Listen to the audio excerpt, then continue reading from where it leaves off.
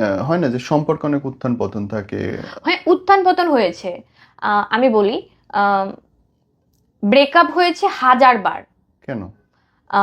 Breakup হয়েছে, আহ, একদিন হয়েছে কি মানে, আহ, 2 বছর যখন হয় সম্পর্কের, তখন একদিন হয়েছে যে আহ, কোনো একটা ব্যাপার নিয়ে আমি খালি বুঝতাম যে সে ইগনোর করতে চাইতো। হ্যাঁ। তখন আমি কারণ খুঁজে পাইতাম না, কারণ ওর সব কন্ডিশন আমি মেনে নিয়েছিলাম। ফেসবুক চালানো যাবে না, ইমো চালানো যাবে না, হোয়াটসঅ্যাপ চালানো যাবে না, জাস্ট ওর সাথে ফোনে কন্ট্যাক্ট রাখতে হবে। বাবা ওয়েট। হুম।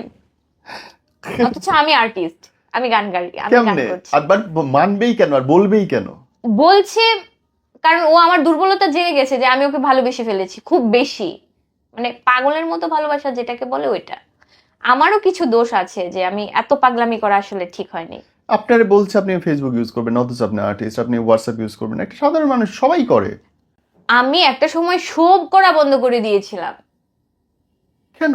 কারণ আমার আমার আমার মনে হয়েছিল আমার ওকেই লাগবে, আমার বাদ বাকি কোনো কিছুর দরকার নেই। হয় না এরকম পাগলামি হয় অনেক সময়, মানে সাইকো হয়ে গিয়েছিলাম তখন।